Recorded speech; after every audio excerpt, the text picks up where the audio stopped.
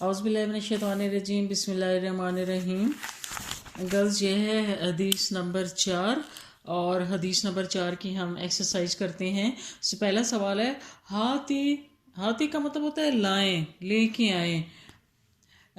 माजिल अफ़आल अल आतिया यानी मदरजैल जो अफ़ाल हैं इनके माजी बनाए आप, माजी लाएं। ठीक है। और अफ़ाल कौन से हैं? मुदारे दिए हुए हैं। मुदारे पहला कौन सा है? युवस्यो। युवस्यो, ये देखें, युवस्यो, इसका माजी कौन सा है? वस्सा। फिर दूसरा है यसिलो। यसिलो का माजी है वसला। फिर है यदफाओ, इसका माजी है दफा। फिर है यमुद्दो, इसका माजी है मद्दा। अस्वालुसानी क्या है? इशरा अल हदीस बिल्लुगत अल उर्दिया, हदीस की तशरी उर्दू में कीजिए। हदीस की आपने तशरी करनी है उर्दू में, ठीक है, उर्दू ज़बान में। तो देखें गर्ल्स के इस हदीस में 3 चीज़ें बताई गई हैं। नबी करीम सल्लल्लाहु अलैहि वसल्लम ने क्या फरमाया कि वो शख्स जो ये पसंद करता है कि उसकी उम्र में इजाफा किया जाए, ये सारी और दूसरा क्या है कि और जिसको ये बात अच्छी लगे कि उसके लिए उसका रिज्क वसी कर दिया जाए। और तीसरा क्या है कि उससे उसकी बुरी मौत को दूर किया जाए। तो अगर देखा जाए तो ये तीनों चीज़ें कि उम्र का बढ़ाया जाना, फिर रिज्क का वसी करना, और तीसरी क्या चीज़ है जी? बुरी मौत को दूर करना।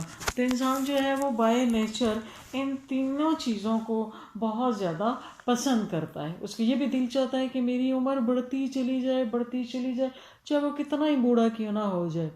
और हालांकि इंसान को इस चीज़ की हकीकत का भी पता है कि इस दुनिया से एक ना एक दिन जाना है, चाहे उम्र लाखों करोड़ों साल ही क्यों ना हो जाए। लेकिन फिर भी कोई इंसान इस दुनिया में ऐसा नहीं है कि जो ये चाहेगा कि मैं इस दुनिया से चला जाऊं। दूसरा ये है कि रिस्क से बड़ा सिर्फ रुपया पैसा नहीं होता। इंसान, अल्लाह ताला की जितनी नेमतें इंसान को दी गई हैं वो सब रिस्क में आती हैं।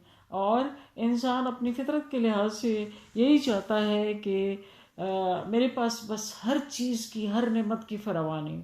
और मज़े की बात है, उसके पास जितना ज़्यादा हो इतना ही वो और से और उसके दिल में ख्वाहिश होती चली जाती है। फिर ये है कि बुरी मौत से भी इंसान बचना चाहता है, और बुरी मौत से बचने की तो हर किसी की ख्वाहिश होती है। तो अल्लाह ताला ने इन सारी चीज़ों से के लिए 2 चीज़ें बताई कि अगर ये करो तो ये तीनों चीज़ें आपको मिल जाएंगी। पहली बात क्या है कि अल्लाह ताला से वो जो ये चाहता है सब कुछ, वो अल्लाह ताला का तकवा अख्तियार करे, अल्लाह ताला से डरे। ठीक है। अब तकवा अख्तियार करे और अल्लाह ताला से डरे। तकवा का लफ्ज़ जो है ना, ये अरबी में वका यकी से बना है, जिसका मतलब होता है बचना, बच के रहना। ठीक है। और इसी वजह से ना हम इसको खौफ के मानों में भी लेते हैं, यानी डरना, खौफ खाना। तो अब हकीकी जो मतलब है ना तकवा का, वो ये भी नहीं है कि देख के भाग जाए। अल्लाह ताला वो हस्ती नहीं है कि हम उसको देख के भाग जाएं, नऊज़ बिल्ला, कि ऐसा ऐसी खौफनाक हस्ती। फिर दूसरा ये है कि डरना ना, तो ये है कि इंसान हमेशा डरता किस चीज़ से है? डरता किस से है? जो कोई बहुत क्रूएल होता है, जालिम होता है। ठीक है। तो अल्लाह ताला की ज़ात तो बहुत ज़्यादा रहीम और करीम है। तो यहाँ पर तकवा से मुराद है कि हर वो अमल करना जो अल्लाह ने कहा, और हर उस अमल से रुक जाना जिसे अल्लाह ताला ने अपने नबी करीम सल्लल्लाहु अलैहि वसल्लम के ज़रिए हमें मना फरमाया है। ठीक है। तो तकवा से मुराद है कि नेकियां इकट्ठी करना और बुराइयों से बच के रहना, बुराइयों से दूर होके रहना। ठीक है। जैसे एक दफ़ा हज़रत उमर रज़ियल्लाहु अन्हु ने पूछा हज़रत तबाब बिन अल-अर्द से कि तकवा किसे कहते हैं। तो फरमाया उन्होंने कि क्या कभी किसी झाड़ीदार जंगल से गुजरे हो? तो उन्होंने कहा जी। फरमाया क्या करते हो? तो उन्होंने कहा मैं अपने कपड़ों को समेट लेता हूँ ताकि कांटे मेरे कपड़ों के साथ उलझ ना जाएं। तो उन्होंने कहा कि तकवा यही है اس دنیا میں رہتے ہوئے برائیوں سے اپنے آپ کو ایسے بچانا جیسے آپ کانٹوں سے اپنے جسم کو بچا رہے تھے، اور نیکیوں سیدھا جو راستہ ہے اس پہ سیدھے سیدھے چلنا، یہی تقویٰ ہے۔ پھر یعنی مراد یہ ہے کہ اتنا سنبھلنا کہ غلطی سے بھی کوئی نیکی نہ ہو، ٹھیک ہے، سوری، کوئی گناہ نہ ہو، تو نیکی جو ہے وہ ہم سے نیکیاں ہوتی رہے۔ پھر ایک دفعہ نبی کریم صلی اللہ علیہ وسلم نے اپنے دل کی طرف 3 دفعہ اشارہ کیا اور فرمایا التقویٰ ہاں ہونا، التقویٰ ہاں ہونا، التقویٰ ہاں ہونا۔ تو اس سے ہمیں یہ پتہ چلتا ہے کہ تقویٰ سے مراد جو ہے یہ ایک خاص اندرونی اور بیرونی کیفیت ہے، نیت سے لے کر عمل تک ہر چیز ہو تب جا کے تقویٰ بنتا ہے۔ صرف گیٹ اپ یا دکھاوے کا نیکی کرنا وہ اس تقویٰ کے معنوں میں نہیں آتی کہ ہم کسی کو دکھاوے کے لیے کہہ دیں کہ ہم جی نیکی کر رہے ہیں، بلکہ تقویٰ کا تعلق کس چیز سے ہے؟ ہمارے دل سے، دل کی کیفیت کا نام تقویٰ ہے۔ اور اللہ تعالیٰ سے بڑھ کر ہمارے دلوں کو جاننے والا کوئی نہیں ہے، کیونکہ اللہ تعالیٰ تو قرآن مجید میں فرماتے ہیں کہ جو کچھ تم کرتے ہو، جو کچھ تمہارے دلوں میں ہے، وہ میں جانتا ہوں۔ ان اللہ یعنی اس کا مفہوم ہے کہ اللہ تعالیٰ جو کچھ دلوں میں ہے اس کو جاننے والا ہے۔ پھر جو دوسری چیز بتائی ہے تقویٰ کے ساتھ وہ ہے جی صلہ رحمی کرنا۔ صلہ کا مطلب ہوتا ہے، صل عربی میں کہتے ہیں جڑ جانے کو، جڑ جانا، ایسوسیشن اختیار کرنا، ٹھیک۔ اور رحم کا مطلب ہوتا ہے جی ماں کی، مادر رحم کو کہا جاتا ہے، ٹھیک ہے، یعنی جو رحم کے رشتے ہوتے ہیں، لائک ہمارے ماں باپ، ہمارے بہن بھائی، ٹھیک ہے، ان کے ساتھ جڑ کے رہنا۔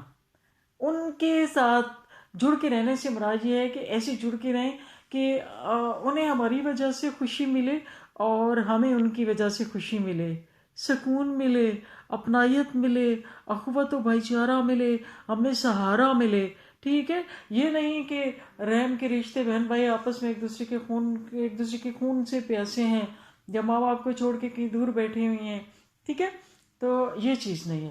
تو رحم جو ہے وہ رحم کے رشتوں کے ساتھ جڑے رہنے میں بھی ایک حکمت اللہ تعالیٰ نے یہ بھی بتائی ہے کہ اپنوں کے ساتھ رہتے ہوئے انسان کو جو سکون ملتا ہے وہ دنیا کی کسی بھی جگہ پہ رہ کر نہیں ملتا۔